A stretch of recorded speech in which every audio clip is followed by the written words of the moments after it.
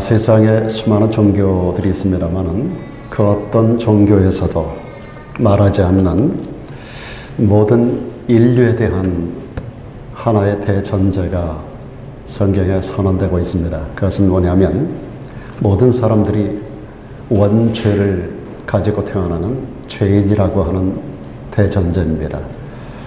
세상 모든 사람들은 죄를 가지고 태어난다라고 성경은 분명히 지적을 하고 있습니다. 우리가 사람들에게 전도를 하러 갈 때 전도하는 사실 끝의 일성이 당신은 죄인입니다 라고 하는 데서 시작을 해야 되는데, 듣기에 따라서는 굉장히 기분 나쁜 말로도 생각이 될 수 있습니다.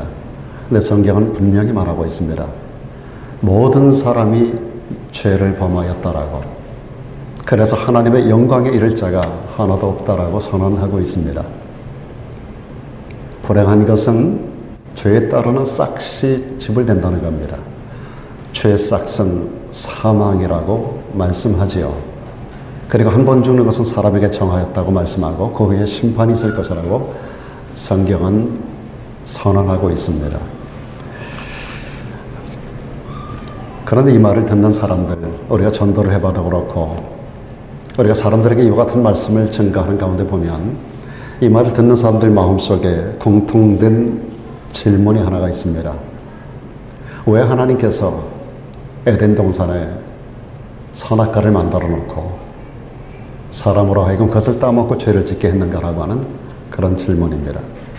똑똑한 사람이라 드는 질문이 아니고 모든 사람이 그런 질문을 우리는 하게 됩니다. 저도 한때 예수를 믿으면서 왜 하필 하나님께서 모든 걸 다 만들어 놓으셨는데, 하나님 지으신 모든 것이 보기에 그렇게도 좋았다고 말씀하시는데 왜 하나님께서 선악을 알게 하는 나무 선악과를 에덴 동산에 만들어 놓으셨을까? 오랫동안 그에 대한 해답을 얻지 못했습니다. 그런데 제가 성경을 보다 보니까 성경 안에서는 두 가지로 그에 대한 해답을 주고 있음을 보게 됩니다. 그 하나는 뭐냐 하면, 하나님께서 첫째 의도하신 바가 뭘까요? 선악과를 만드신 첫 번째 목적은 다른 게 아닙니다. 누가 왕인가? 누가 내 인생의 주인인가? 하는 것을 가르치기 위해서 하나님께서 선악과를 만드셨다는 겁니다. 제가 여러분들에게 늘 말씀드립니다만, 하나님은 생육하고 번성하여 땅에 충만하라고, 그리고 땅을 다스리고 정복하라고 하는 통치 명령을 우리 인간에게 주셨습니다. 우리 인간은 이 문화 명령을 받아서 문화를 계속해서 발전시켜 나갈 수가 있습니다. 세상 그 어떤 동물도 문화라는 개념이 없습니다. 본능에 의해서 살아갈 뿐입니다. 그러나 우리 인간은 100년 전과 오늘날이 굉장히 다른 문화 문명이 발전되는 가운데 살아가고 있습니다. 하나님께서 우리들에게 모든 것을 할 수 있도록 명령하셨습니다. 이 땅에 어마어마한 것들을 감춰놓으시고 이 모든 것들을 개발하고 그 모든 것들을 잘 활용해서 문화를 발전시켜 나가도록 명령하시고 모든 것들을 주권적인 능력을 가지고 다스릴 것을 명령하셨습니다. 소위 말하는 대리 통치 명령을 가지고 우리 인간은 이 땅에 살아가고 있는 거예요. 그러다 보니까 인간은 무엇이든지 할 수 있는 존재입니다. 그런데 딱 한 가지 하나님께서 금지하신 명령이 선악과를 손대지 말라는 거거든요. 모든 걸 할 수 있는 존재, 그럼에도 불구하고 모든 것을 다 해서는 안 되는 존재. 그래서 이 선악과를 바라볼 때마다 내가 왕이 아니지, 나를 다스리는 분이 있지. 내가 창조주가 아니야, 나는 피조물이야. 나의 주인은 따로 있어. 이 모든 것들의 주인은 내가 아니야. 내가 내 인생의 주인이 아니고 이 모든 것들의 주인이 아니야 라고 하는 것을 하나님께서 알게 하기 위해서 선악과를 만들어 놓으셨다라고 하는 것입니다. 그래서 이 선악과를 바라볼 때마다 나의 주인은 하나님이야, 나의 창조주는 하나님이야 라고 하는 것을 기억하라고 하는 것입니다.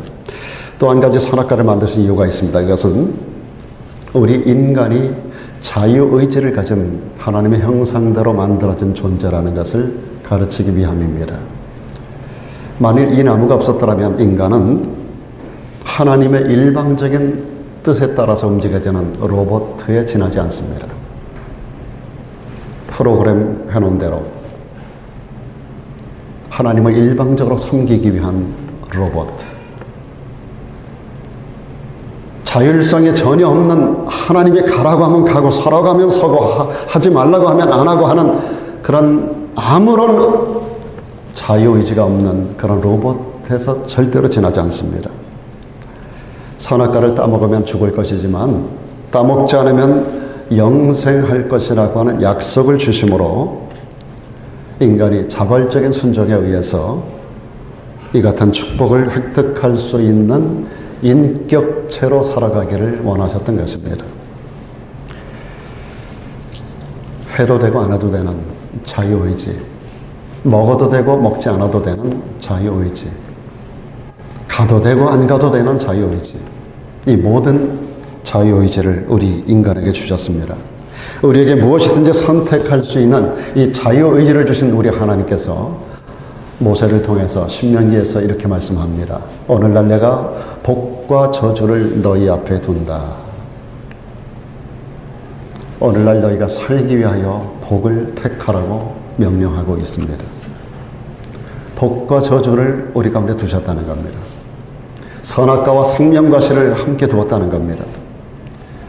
먹을 수 있는 아주 좋은 어마어마한 과실나무를 에덴 동산에 만드시고 그리고 선악과도 함께 만들어 놓으셨어요. 먹어도 되고 먹지 말아도 되고 해도 되고 안 해도 되고. 우리 인간에게 하나님께서는 자유의지를 주셨습니다. 그렇다면 복과 저주를 우리 앞에 두었다면 우리는 복을 선택하는 자가 되어야 되지 않겠습니까? 그런데 우리가 무엇이 진짜 복인지 그걸 잘 모른다는 거예요.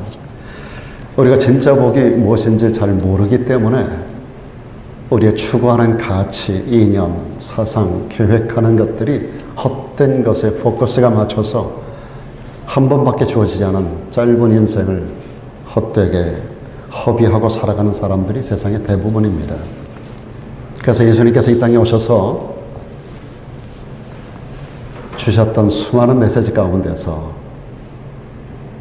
산상수훈이라고 하는 최초의 교훈을 주시는데 그 중에서도 첫 번째 메시지가 바로 팔복에 관한 교훈입니다. 오늘 팔복을 마무리하는 시간입니다.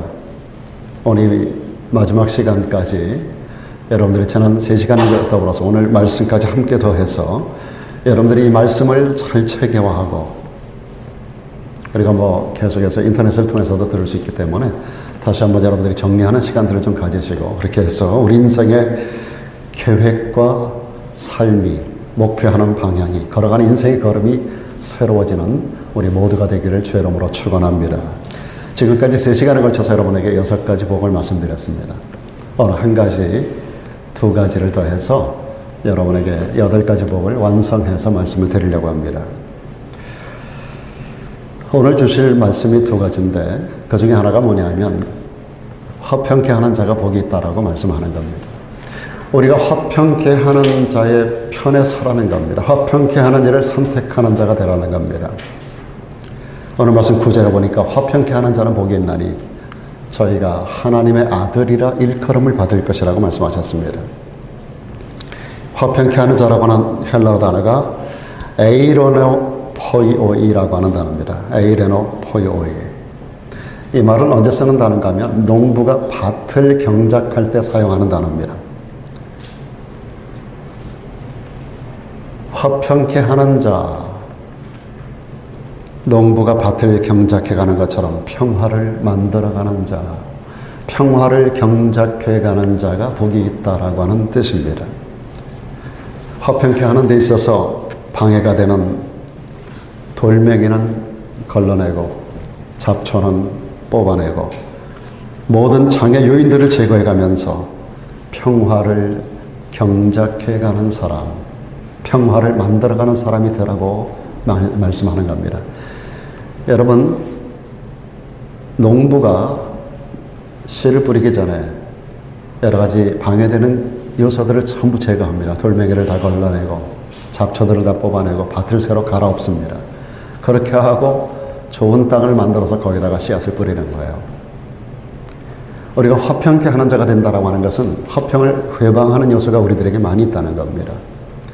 여러분 가정이 화평하기를 원하십니까? 무조건 화평하려고 노력만 하면 되는 게 아니라 화평을 해치는 요소가 우리 집에 어떤 것이 있는가를 보셔야 돼요. 분명히 우리 집안에 화평을 회방하는 돌멩이들이 있습니다. 잡초들이 있습니다. 그걸 다 제거하고 뽑아내지 않으면 안 됩니다. 화평이라는 씨앗만 뿌려갖고 되는 게 아니라 먼저 제거할 것을 제거하고 땅을 갈아엎은 다음에 그리고 나서 화평이라는 씨앗을 심어야 되는 거예요.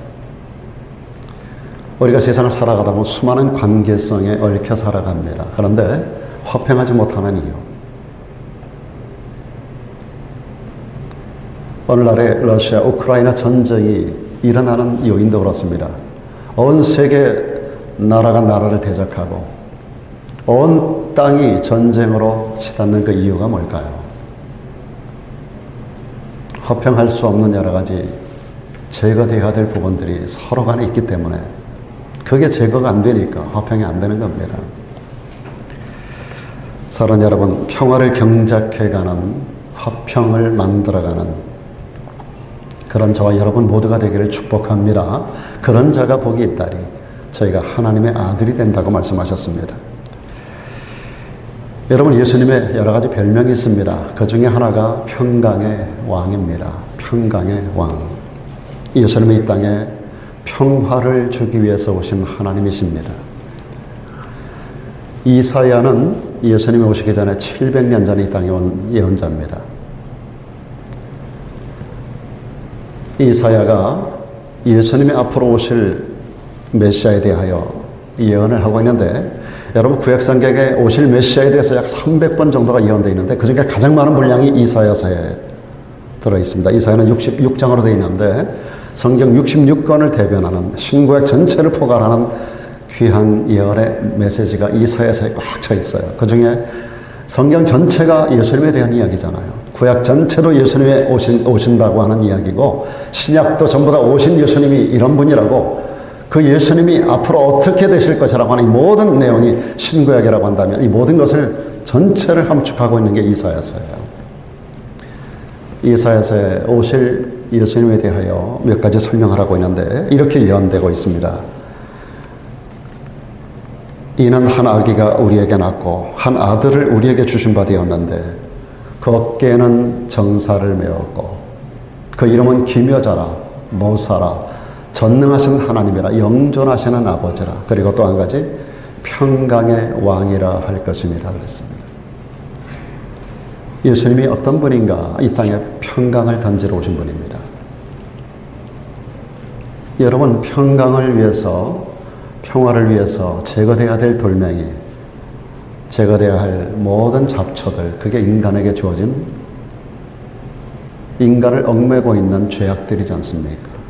이 죄악들을 주님이 뽑아내고 죄악의 돌멩이를 제거해내고 화평을 저해하는 모든 요소들을 주님께서 예수 십자가를 통해서 전부 제거하고, 그리고 이 땅에 죄가 제거된 자들로 하여금 진정한 평화를 이루게 하신 분이 바로 예수님이신 줄로 믿습니다. 그래서 예수님을 뭐라고 그래서 평강의 왕이라고 말씀하고 있는 거예요. 여러분, 예수님께서 이 땅에 탄생하실 때 하늘의 허다한 천군과 천사가 함께 더불어 하늘로부터 임합니다. 그리고 그들이 이 땅에 탄생한 예수 그리스도를 찬양하는데 뭐라고 찬양합니까? 지극히 높은 곳에서는 하나님께 영광이요 땅에서는 기뻐하심을 입은 사람들 중에 평화로다. 주님은 이 땅에 오셔서 친히 요한복음 14장에서 이렇게 말씀하십니다. 평안을 너희에게 끼치노니 곧 나의 평안을 너희에게 주노라. 예수 안에서 모든 죄악의 돌멩이가 제거된 사람들, 예수 안에서 모든 죄악의 잡초가 제거된 사람들, 그런 사람들에게 주님의 평안이 함께 우리 안에 들어차게 되는 줄로 믿습니다. 여러분, 예수님이 구원입니다. 예수님 안에는 영생이 있는 줄로 믿습니다. 예수님이 우리 안에 들어오시면 그분 안에 있는 영생이 우리에게 주어지는 줄로 믿습니까?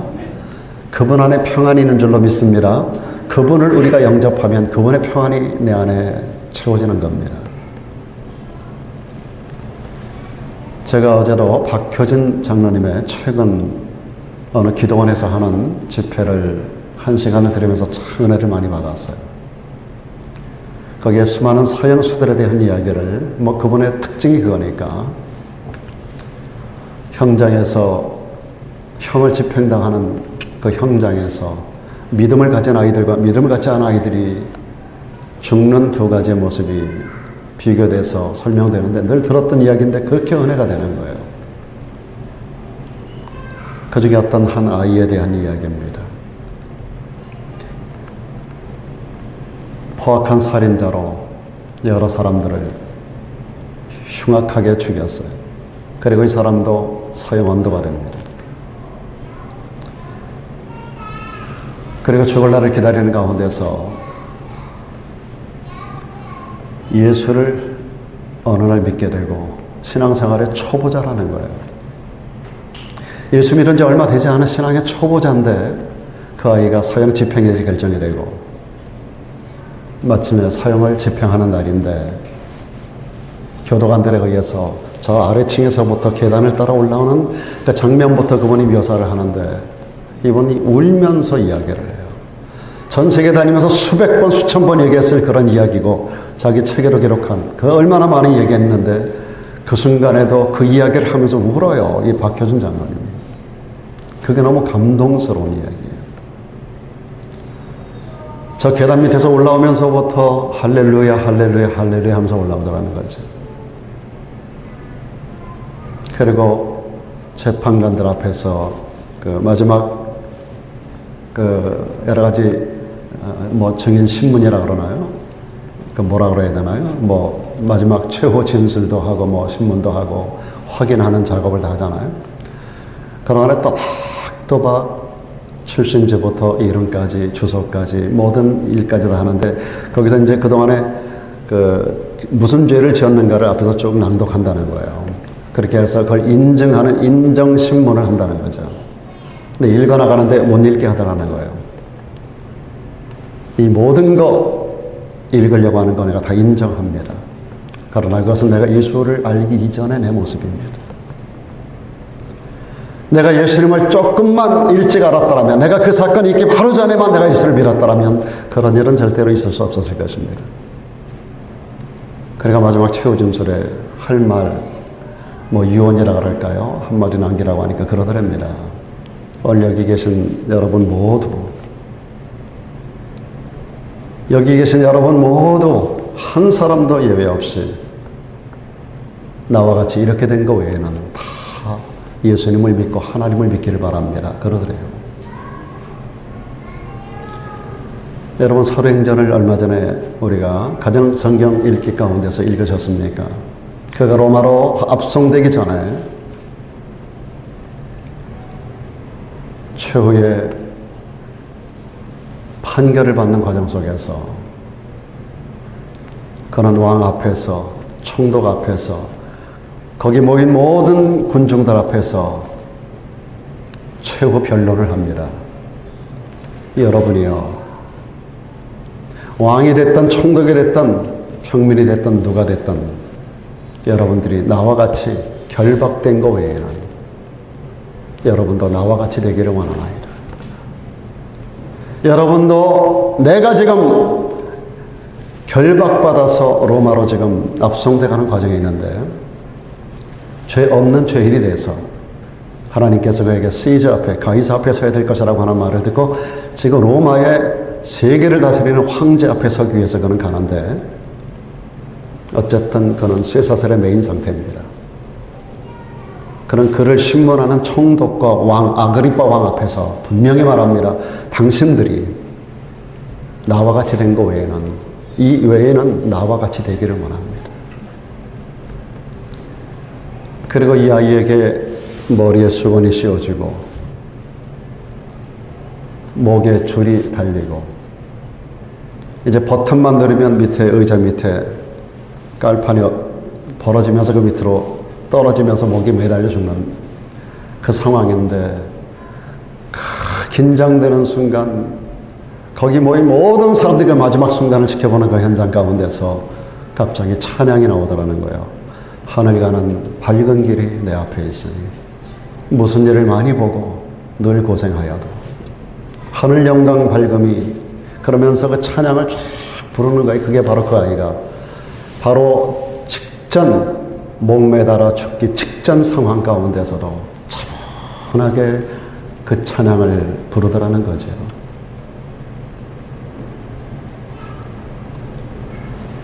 박효진 장로님은 그때도 장로였었나 봐요.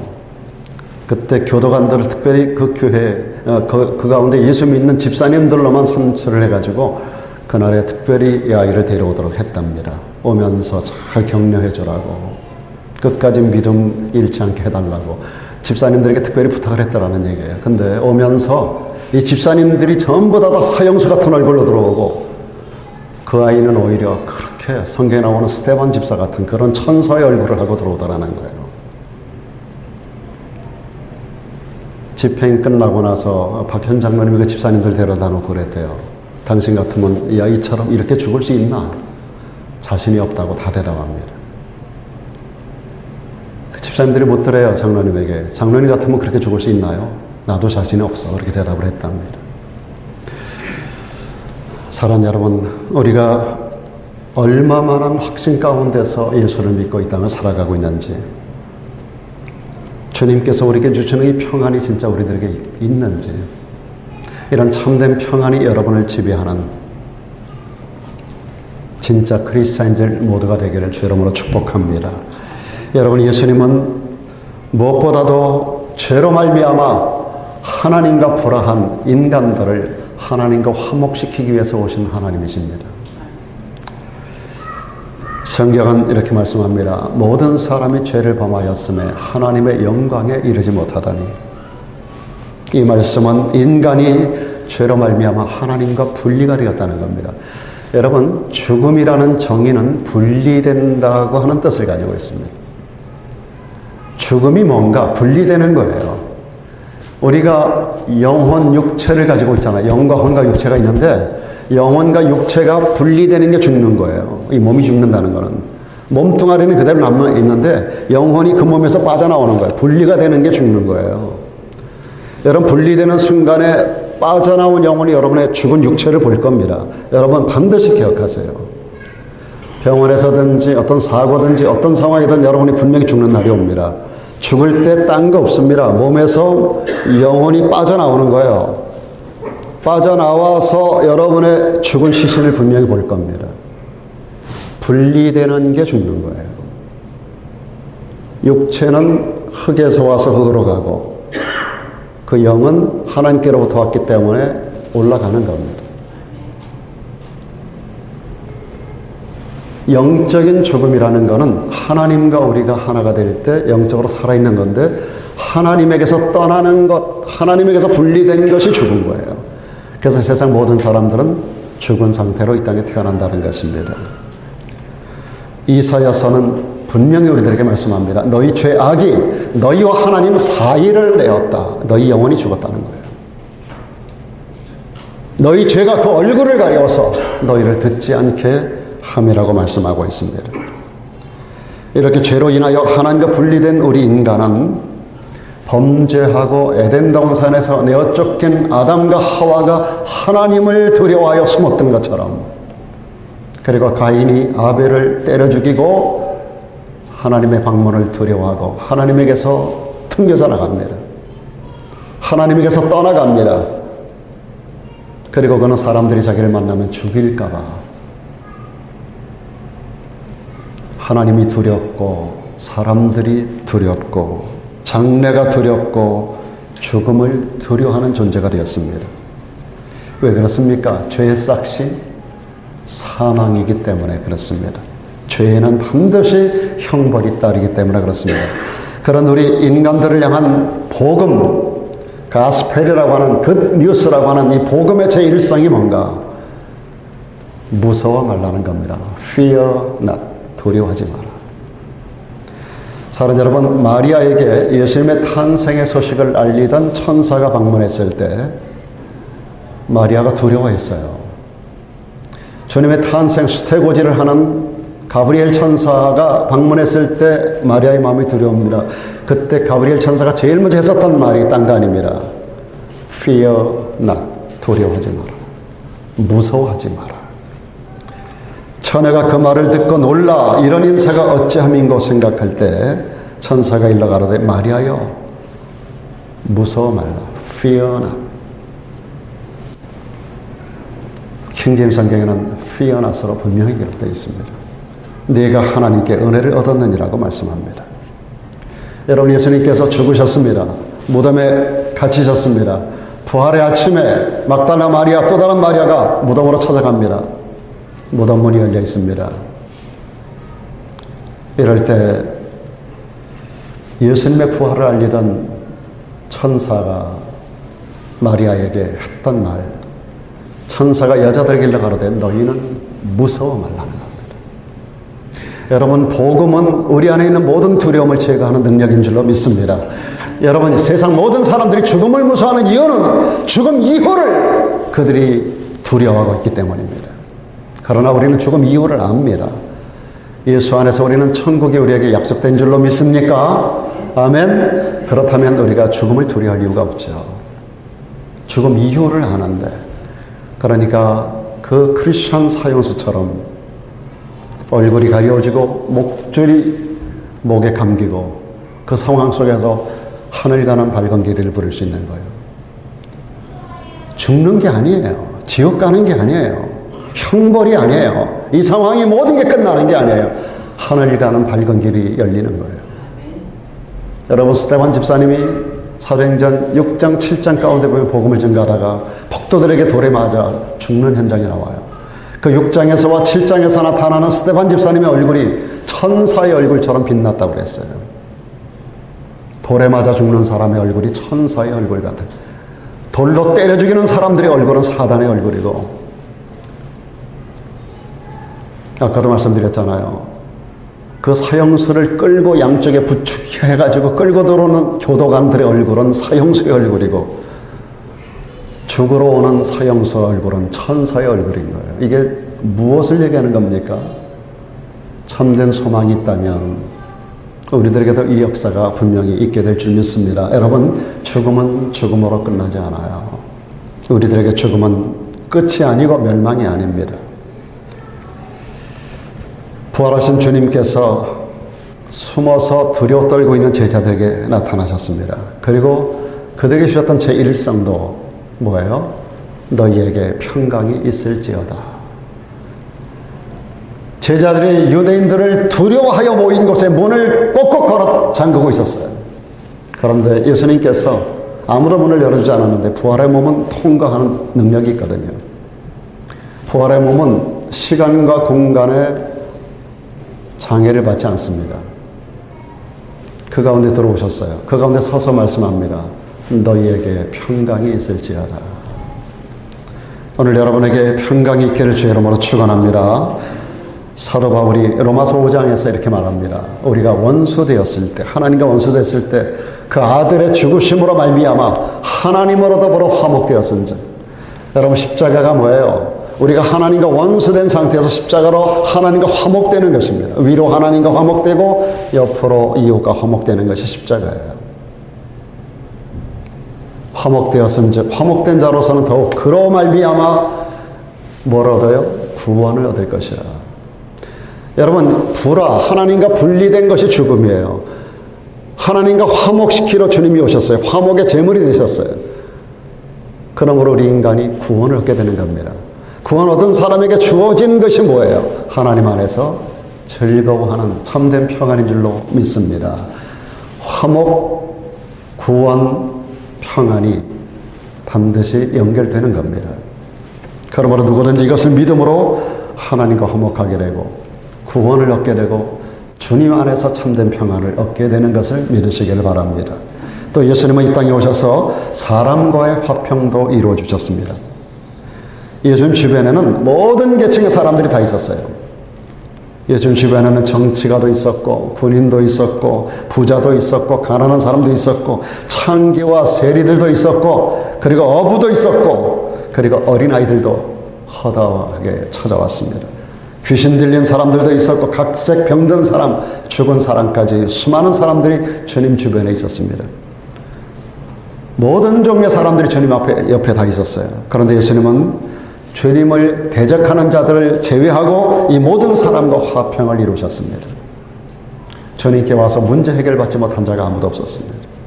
주님을 대적한 자 외에는 주님께로부터 문제 해결받지 않은 자가 아무도 없었어요. 주님은 빵 문제를 해결하는 그 모습으로 오병이어 기적을 일으켜 주셨습니다.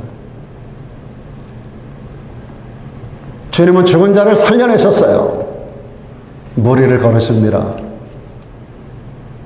우리 주님께서 빵 문제, 인간의 모든 질병 문제, 죽음의 문제까지 완전히 정복하시고 주님께 나오는 자들마다 이 문제로 고통하고 두려워하는 자들의 문제를 해결해 주신 줄로 믿습니다. 우리가 화평하지 않으면 더불어 살아갈 수 없습니다. 부부간에도 화평하지 않으면 함께 살 수 없고요. 형제간에도 화평하지 않으면 갈라지게 되고요. 친구간에도 화평하지 않으면 갈라집니다. 국가간에도 화평하지 않으면 전쟁이 일어납니다. 교회 안에서도 성도간에 화평하지 않으면 교회를 떠나가고 문제가 생깁니다. 여러분, 화평이라는 것은 더불어 사는 힘이고 더불어 살아가는 능력입니다. 이 화평케 하는 역사가 오늘 저와 여러분의 것이 되기를 주 이름으로 축원합니다. 화평케 하는 자는 하나님의 아들이라 일컬음을 받는다고 그랬습니다. 이에 더하여 예수님은 자연과도 화평하셨습니다. 마가복음 1장에 보면 예수님께서 광야로 성령에 이끌려 나가셨을 때 광야에서 40일을 계시면서 사단에게 시험을 받으십니다. 이럴 때 사탄과 성령과 예수님 관계로만 말하지 않고 거기에 들짐승과 함께 계셨다는 말씀을 일부러 기록하고 있습니다. 그리고 천사들이 와서 수종들었다 했습니다.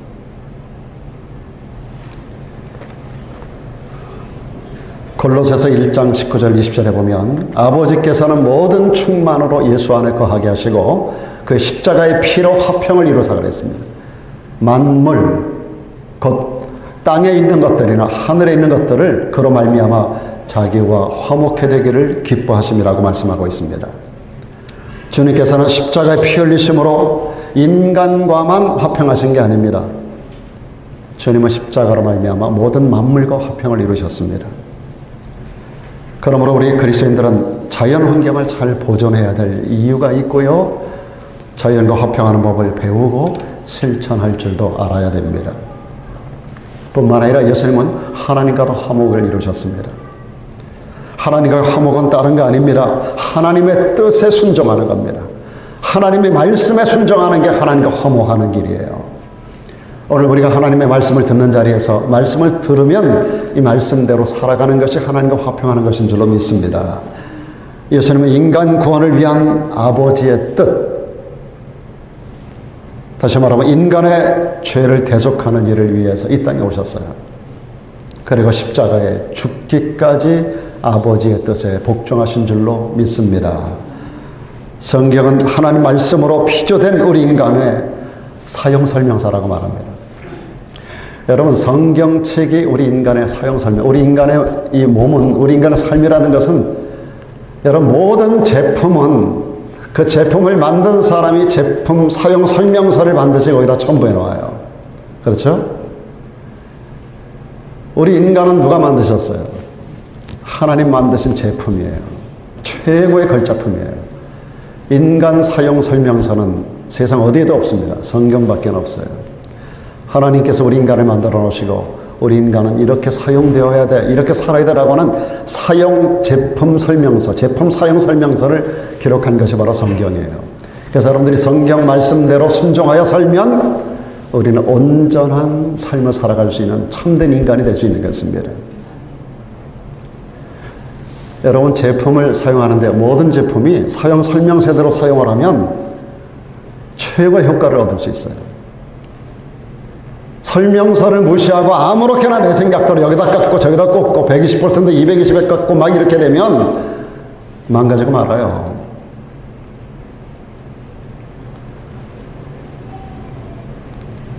그렇지 않습니까, 여러분? 우리 몸이, 우리의 삶이라는 것은, 인간의 삶이라는 것은 하나님께서 디자인하신 어떤 특별한 계획이 있고 방법이 있는 거예요. 우리가 아무렇게나 살아서 되는 게 아니에요. 내 생각대로, 내 뜻대로, 내 마음대로 내가 내 인생을 살아가면 되는 게 아니라고요. 어떻게 사는 것이 가장 아름다운 인생을 살아가는 것일까? 가장 인간답고 가장 아름다운 하나님이 디자인하신 가장 복된 인간의 모습으로 살아갈 수 있는가? 성경대로 살면 됩니다. 오늘 세상 정권, 정부는 전부 이것을 전부 다 뒤집어 엎으려고 그래요. 특별히 민주당, 한국의 이 좌쪽에 있는 사람들은 전부 성경 반대로만 정책을 펴요. 그래서 성경 내용을 전부 다 제거해 나가려고 그래요. 유럽의 어떤 나라에서는 성경을 19금으로 묶었습니다. 아이들은 성경을 보지 말라는 거예요. 무서운 역사의 현장을 여러분이 지금 보고 살아가고 있습니다. 어려서부터 하나님의 말씀을 가르쳐야 참된 인간이 되지 않겠어요? 근데 성경을 19금으로 묶어서 아이 때는 성경을 보지도 가르치지도 못하게 하는 거예요. 미국이 언제부터 이 나라가 디클라인 된 줄 아세요?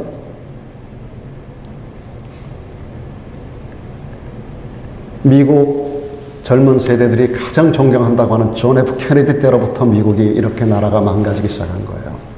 존 F 케네디가 그렇게 존경을 받는 사람이잖아요. 존 F 케네디가 캐톨릭 신자로서 학교에서 공적인 자리에서 성경을 읽지 못하게 하고 바이블 스터디를 중단시키고 기도하지 못하게 했습니다. 이때로부터 미국이라는 나라가 도덕적으로 급전직하하기 시작하고 국가가 디클라인 되면서 미국이 망조가 되기 시작한 거예요. 이것을 전 세계가 지금 본받고 있어요. 전 세계가. 한국도 최근에 차별금지법 때문에 지금 농성이 말로 할 수가 없습니다. 사랑하는 여러분, 이런 모든 세상적인 정책은 전부 성경 반대로 가는 거예요. 그래서 그들이 가장 싫어하는 게 교회입니다. 그 교회를 전부 다 문 닫게 하는 정책을 피는 거예요. 어떻게 하든지 교회를 사람들로 하여금 교회를 떠나가게 하고 교회를 못 가게 하고 교회 문을 닫게 하는 일이 그들의 정책의 일본이에요. 사랑하는 여러분, 하나님의 말씀에서 벗어나면 인간은 절대로 화평할 수가 없고요. 온전해질 수가 없고 사람다워질 수가 없어요. 전부 개돼지처럼 만들잖아요. 지금 성적인 문제로부터 시작해가지고. 어떻게 성별이 50가지가 넘고 60가지가 넘습니까? 하나님은 남자와 여자로 만드셨는데 어떻게 성별이, 지금 미국에서는 전부 여권도 전부 다 제3외성을 쓰게 하잖아요. 어떻게 성별이 남자 여자 외에 또 다른 성이 어떻게 존재가 가능해요?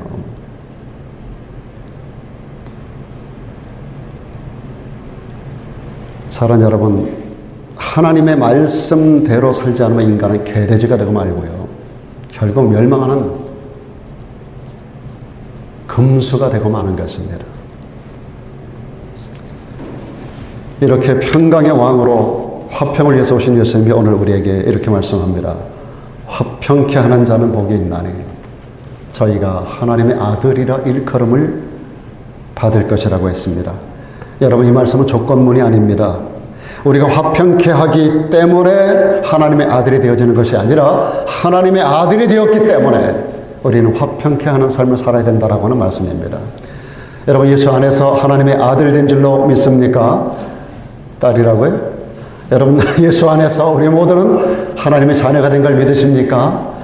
그러면 하나님의 자녀가 되었기에 우리는 화평케 하는 자가 되어야 되는 거예요. 화평케 하는 자가 되면 하나님의 자녀가 되는 게 아닙니다. 하나님의 자녀가 되었기 때문에 우리는 하나님의 자녀로서 화평케 하는 삶을 살아야 된다라고 하는 말씀입니다. 우리가 이 세상을 떠나게 될 때 우리 생애를 돌아보며 후회하지 않으려면, 그리고 우리가 수치스러움을 남기지 않으려면 하나님과 그리고 또한 일생을 살아가면서 만나는 사람들과 화평하게 살아야 합니다. 저는 수십 년 동안 여러 교회에서 목회하고 여러 지역을 다녔습니다. 화평을 깨는 무리들은 어디나 있고 어떤 교회도 있더라고요. 여러분, 어디에서든지 또한 화평케 하려고 애쓰는 사람들이 꼭 있더라고요. 여러분, 어느 때든지 화평을 위한 화평에 의한 화평을 온전히 이뤄나가는 그리스도의 흔적을 여러분 속에서 그 행적을 함께 더불어 따라가는 우리 모두가 되기를 주의 이름으로 축복합니다. 이제 마지막으로 한 가지 간단하게 말씀드립니다. 예수님은 의를 위하여 핍박을 받는 자가 복이 있다고 말씀합니다. 의를 위하여 핍박받는 자가 되는 것을 선택하라는 겁니다. 마지막 절 10절입니다. 의를 위하여 핍박을 받는 자는 복이 있나니 천국이 저희 것이라고 말씀합니다. 여기 핍박을 받은 자라고 하는 이 받은이라고 하는 단어가 문법적으로 보면 현재 완료형 분사로 되어 있습니다. 무슨 말이냐면 과거의 어떤 순간에서부터 시작해서 언제라도 의를 위하여 핍박받는 자가 복이 있다라고 하는 것입니다. 천국에 대한 소망이 확실하지 않으면, 영생에 대한 소망이 확실하지 않다면, 구원의 확신이 확실하지 않다면 어떻게 믿음을 지키기 위해서 핍박을 받을 수 있겠습니까? 어떻게 예수 믿으면서 매번 손해를 보며 살아갈 수 있습니까? 여러분, 다니엘이 천국에 대한 소망이 확실하지 않았다면 어떻게 사자굴 안에서도 의연할 수가 있었을까요? 그 세 명의 친구 사드락과 메삭과 아벳느고가 천국에 대한 확실한 소망이 없었다면 어떻게 평상시보다 7배 뜨거운 영광로 앞에서도 그렇게 담대할 수가 있었을까요? 사도 바울이 천국에 대한 소망이 확실하지 않았다면 어떻게 그렇게 많은 핍박을 감수할 수가 있었을까요? 얼마 전까지도 IS에 의해서 처음 시대는 크리스천들을 여러분 본 적이 있을 거예요. 바닷가에다 쭉 무릎 꿇고 앉혀놓고 전 세계 중계하면서 목을 내리치는 거예요. 그 일뿐이 아닙니다. 지금도 여러분 인터넷으로 다 보세요. 전 세계에서 1년에, 하루에 전 세계에서 매일같이 400~500명이 지금도 매일같이 순교를 합니다. 이 순교자들이 죄를 져서 순교하는 거 아닙니다. 사도 바울이 죄 져서 친한 순교를 당했나요? 주님의 제자들이 전부 죄를 져가지고 순교를 당했나요? 지난날 우리의 모든 믿음의 선전들 가운데 수없이 많은 순교자들이 나왔어요. 놀라지 마십시오, 여러분. 지금도 전 세계에서 매일같이 400명 이상이 순교를 당한다고 그래요. 그들이 천국에 확신이 없다면 어떻게 순교를 당할 수 있나요? 북한 땅에서도 지하교에서 지금도 매일같이 적발돼서 탱크로 깔아 죽이는 순교, 사람들 앞에 공개 총살당하는 순교, 지금도 순교가 계속 자행되고 있는 거 여러분 아시나요? 복의 진정한 의미가 무엇인지를 그들이 알고 있기 때문에 그들은 지하 감옥에서도, 지하 땅속에서도 예배를 드리는 겁니다. 여러분, 우리가 지금 예배 드리는 일이 굉장히 자유스러운데 이 자유가 없어질 날이 우리들에게도 속해 올 것입니다. 강단에서 마음껏 복음을 전할 수 있는 날이 앞으로 얼마 남지 않은 것을 저는 많이 느낍니다. 여러분, 우리가 살아가는 시대가 굉장히 위급한 과도기적인 시대인 거 여러분 아셔야 돼요. 역사의 마지막이 매일같이 코앞에 지금 다가오고 있는 시대입니다. 오늘이라도 당장 주님이 오셔도 절대로 이상하지 않은 마지막 시대를 지금 우리는 살아가고 있어요. 이런 상황 속에서 여러분, 오늘 당장이라도 떠나면 천국 갈 확신을 가지고 있다면 우리는 이 땅에서 정말로 어떤 핍박이 오더라도 그 일을 감당할 수가 있을 줄로 믿습니다. 천국과 영생에 대한 확신이 없으면 우리는 예수님을 위해서 순교를 당한다든지 손해를 감수할 수 없습니다. 여러분, 우리가 이 자유의 땅 미국에 살면서 의를 위하여 어떤 핍박을 받아본 적이 있나요? 여러분, 초대교회 성도들처럼 우리가 어떤 핍박을 받는다고 해서 순교하겠습니까? 투옥이 되겠습니까? 아직까지는 not yet, 아직은 아니에요. 그럼에도 불구하고 우리가 하나님과 바른 관계를 맺고 살다가 보면 여러 가지 핍박들과 손해들을 당하고 살아갈 수밖에 없습니다. 예수를 우리가 바로 믿고 하나님과 바른 관계를 믿고 맺고 살다 보면 반드시 우리는 손해를 보게 되어 있어요. 그렇지 않습니까? 예수를 바로 믿으려면, 잘 믿으려면 우리는 손해를 봐야만 됩니다. 그러나 그것을 여러분 기뻐하십시오. 그것이 의를 위하여 핍박받는 것입니다.